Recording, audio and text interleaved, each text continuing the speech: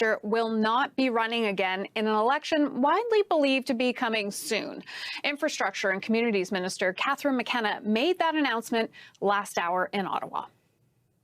Over the weekend, I informed the Prime Minister and the President of the Liberal Party that I won't be seeking re-election as a Member of Parliament for Ottawa Centre whenever the election happens. It was a difficult decision, but it's the right one for me and my family, and it's the right time to make it. Like many Canadians, living through COVID-19 over a very long year made me step back and reflect on what matters to me most. It's quite simple. Two things: my kids and climate change. For reaction, we've reached Susan Smith in Ottawa. She's a Liberal commentator and also principal with Blue Sky Strategy Group. Susan, great to have you on. Always appreciate your time. Let's get right to it. Did this surprise you? Yeah, it's a little bit of a surprise, actually. When I hear Catherine's reasons, I'm not surprised, but we hadn't seen any signals. I live in Ottawa Centre. She's she's my MP. I door knocked for her in the first election. I remember pulling votes that first day and how exciting it was, because we'd go to the door and say, you know, how many voters have you got? Make sure you elect. And we thought there'd be one or two, but there were 3 or 4 in those houses. So yes, I was a little bit surprised. But when you hear Catherine at her news conference, I know she is absolutely devoted to her kids. The feistiness we heard from her when she said, "Do it for the girls," is how she approaches and tackles everything. So I think COVID really gave her a chance to reflect. She's been on the go since 2015. She got to be home with her kids for the last year, doing her work, but still spending more time with them. And, you know, I'm a mom myself. I get it. Being away from your kids for a long time, especially at an important period of their life, when you've done a whole bunch of hard work and accomplished a lot of things like she has, it's time for her to do something else. And she's going out on her own terms. So would you say, Susan, and I know you're friends with Ms. McKenna too, that her political career is over completely? Well, I didn't hear a closed door when she was asked the question. I think it's over for now. I think she's said she's indicated she's going to, you know, hang out with her family this summer. She's going to do a lot of writing. I don't think this is the end of Catherine McKenna in front of a microphone. She's got an extremely strong international network. She's demonstrated her chops as a negotiator in terms of Canada at the Paris Accord. And so she's a real significant voice when it comes to climate change and the fight against climate change. So I don't think it's the last we see of her behind a microphone, but perhaps an elected office for a while. Yeah, maybe something on the international stage. Could you see something like that? She did say and offer her help at the next COP as well.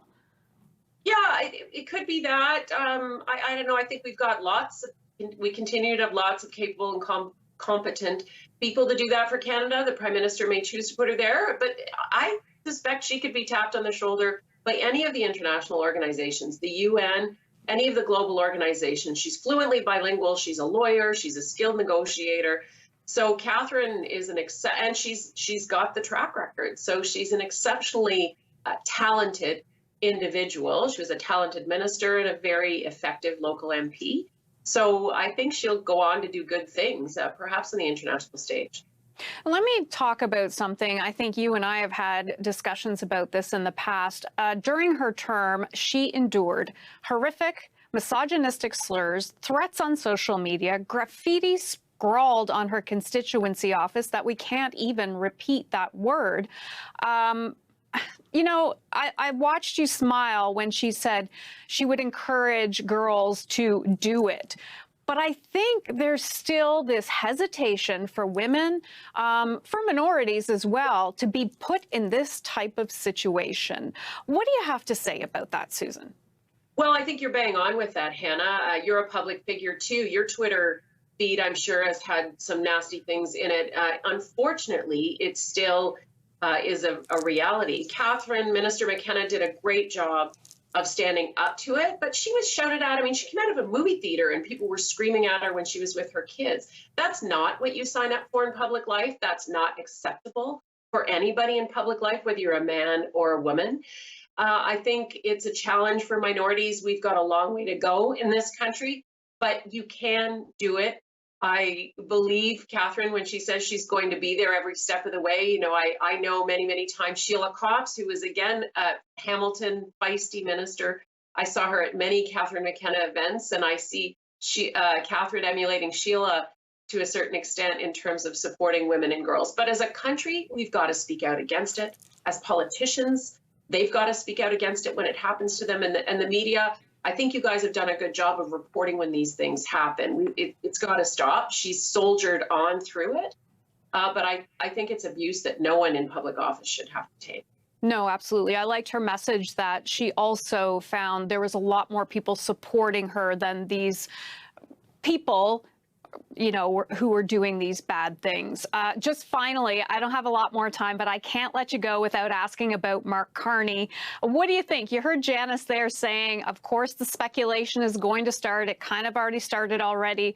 Would this be a good seat for him to potentially run in? I think any seat Mark Carney runs in is a good seat for Canada.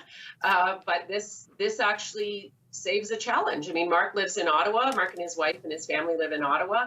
It opens things up. It'll be very interesting, though. The other name that you kind of hear bandied about if you're from Ottawa Centre is Yasser Naqvi. He was our local MPP at the provincial level, very well liked, and he just lost the last election. This has been his riding before, but Mark Carney, certainly as a former governor of the Bank of Canada, the governor of the Bank of England, would be a real get for the Liberal Party. I don't think it will be a surprise when he throws his hat into the ring. And this would be a very good riding for him to throw his hat into the ring for.